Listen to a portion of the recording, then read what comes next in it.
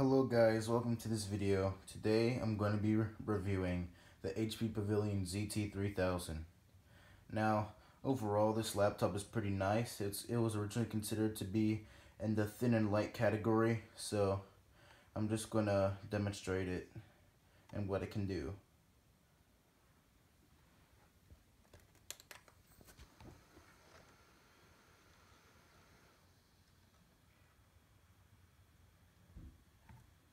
As you can see, it loads right up, and it's pretty fast too. Now we're gonna let this load for a little bit.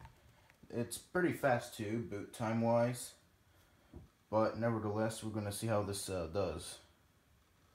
In an older video I did a Computer Wars, the first episode, and this one lost. Also won because it was fast and stuff, but it lost because it couldn't play any games. It's a penalty. It has decent speakers for a laptop from this time, and overall it feels pretty nice. I had to reinstall Windows XP using my HP installation disk. I found out that was the problem. I needed to reinstall because something was wrong with the Windows installation. Oh, the HP wireless assistant is not supported on this machine. Whatever. I don't care. Now, if we go to HP Total Care, it'll tell you the information on the laptop.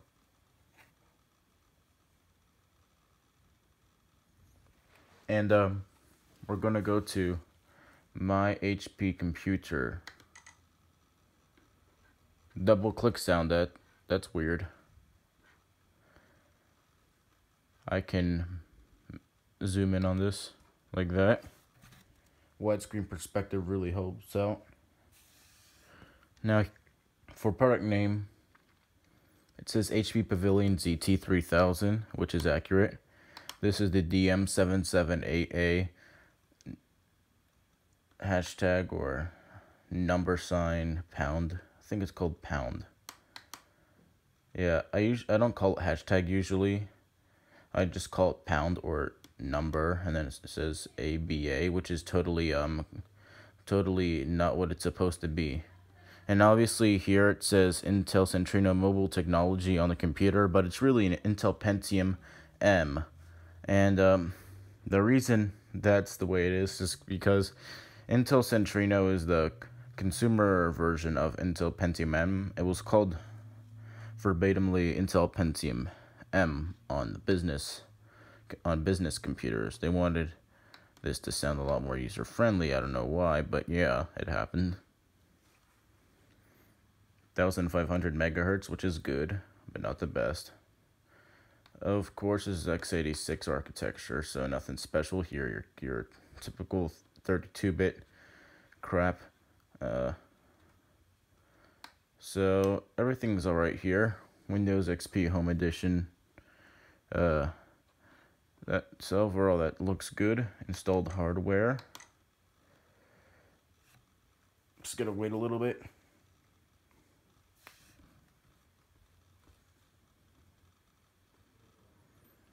HP Total Care, the computer information thing, is meant to mimic HP.com from this time. So it's supposed to be very user friendly because they wanted users to have an overall recognition of how to use the thing. The problem is that in 2006 they redesigned the HP.com, or I think it was 2007. I'm not sure. It's either late 2006 or early 2007. But anyway, as you can see, it's supposed to have a 70 gigabyte hard drive, but of course it's somewhat taken up. You got default monitor. You got an ATI Pavilion Radeon 9200. So in other words, some AMD stuff right there. We don't have a modem, of course. And it just shows you all the typical stuff.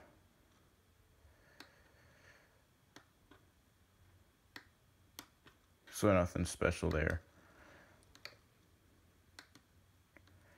And of course we got apps here. This comes with the HP software and driver's disk. Of course you got iTunes, the old iTunes of course, and it's actually really cool. So all I gotta do is click agree. I don't have to like sign up for anything, and then you're brought straight in, unlike the new versions, which are obviously different. And the weird thing about this is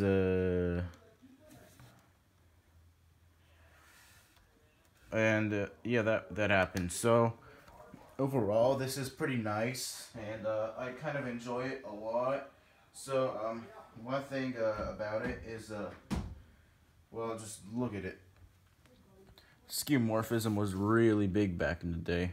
People were already pretty used to it. Now we got crap like Windows 10. I hate it so much. So, of course, this laptop, size comparison, it's the same size as the Lenovo ThinkPad R61. R60, I forget. I haven't opened it recently. And it's overall the same shape and stuff as the zt3000. This is really the 1210 model right here, but I couldn't get a good shot in it.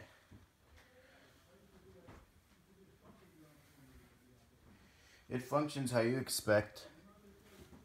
It does all the jobs you want it to do. And it even plays games now. So the one game I was trying to test out earlier, it actually works now.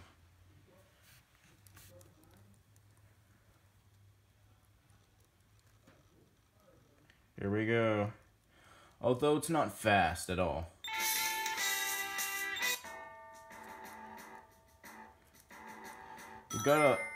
Although it maintains a constant rate, it still has as you can notice, there's a few frame skips, DOS style frame skips, but at least it runs the game very smoothly, and it's very playable.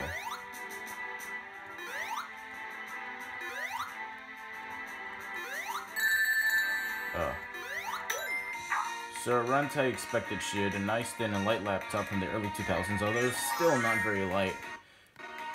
It's not exactly light. Also, it has the occasional lag, but very rarely. Sometimes it does this when there's background stuff happening, like Styler, which is a Windows theme loader. It just makes it easier and faster to change themes than Windows XP. And it runs in the background, obviously.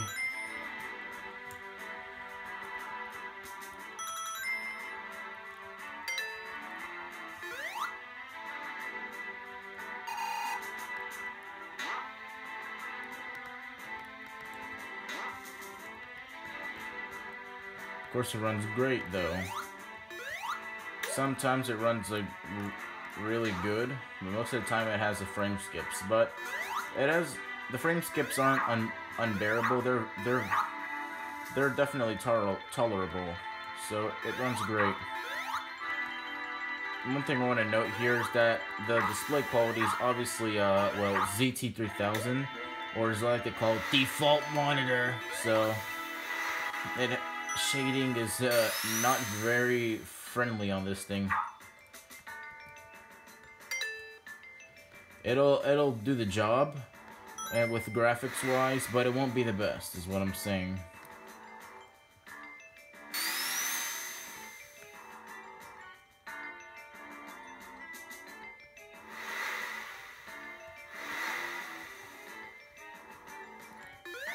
Now, one thing to note here, AMD has a sub-brand called ATI. I don't remember if they bought that company or they actually started it themselves, but they focus mainly on like GPUs and things like that, rather than processors. And the thing with ATI, they used ATI on the Nintendo Wii. I forget what it was. I think it was a Radeon. I have to look inside the Wii one time. It'll tell me. It's a Radeon something. On the Wii itself, it just says designed by graphics powered by ATI. But I think it's a Radeon something. I forget. That I failed that miserably. But Oh, I think it has very similar GPU to this laptop, or no, not this laptop, the zt3000. Well, they're all 9200, but they run very differently on the machines. Now this is the first widescreen HP laptop that they made. That was not a rebranded compact. So this is the first widescreen consumer laptop that HP ever released to the public. Following it was the ZX5000, then it was relabeled as ZV5000, but that's besides the matter. This thing is great. It runs great, especially for the time. And it's highly recommended that you use this if you want basic networking, slow and steady, but not exactly quick, because Wi-Fi has changed since then. Right now, I have Service Pack 3 installed, but my Wi-Fi is still not coming up, which is weird. But regardless, it would probably work with Verizon, as you can see, but yeah, that's that. Obviously, oh, I should see something else. You can do a few other things like listen to media. It's quick on that. Opens up File Explorer. Relatively okay. It's not the fastest, although Windows XP is known for being the fastest to load File Explorer. Boom, and it loads up Media Player right away. And you could always replay quickly. Very simple.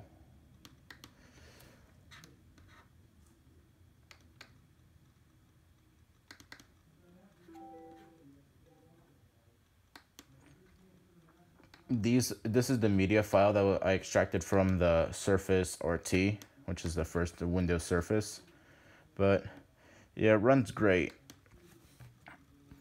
Now, in a little bit, I'm going to talk about the design. Yeah, there it goes. It's going to shut down. And as you can see, it's pretty smooth. Now, I wouldn't use this too much, but it's good for occasional use. But I prefer using my ZD7000 or ZX5000 or ZV6000. They all run pretty good. Now, let's talk about the design. What we have here is a very plastic thing. You got a very rough plastic here. Feels kind of worse than the ZX5000, but very good. This is also just printed on, unlike the ZX5000, there's no actual engraving. The stickers are still here, except the ATI sticker. I'll probably get that sticker on eBay or something. Here are the Harman Kardon speakers, or Harman Kardon, I don't know how to pronounce it. You got the Wi-Fi switch here. You got the SD card slot. It's supposed to light up, but I don't know. I haven't put one in yet. I see all the lights work. Status bar looks good because it blends in with the design of the edge design of the laptop. But the weird thing is that it's really translucent and painted over, so it looks nice. It's a nice finish. The keyboard's different though. It feels a little worse than the other HPs from this time. And I already talked about that. The caps lock and number lock lights are there, and they work. Although number lock's useless on this because it's a little weird. Now there are a lot of scuffs up here because this probably received heavy use before, which is probably why I needed to reinstall Windows, and also probably because that installation might have been the original pre-installed installation. Also, let me well, you can do that. I can do this. And there's a PCMCIA slot. Got this the CD DVD drive, but that's all there is to it.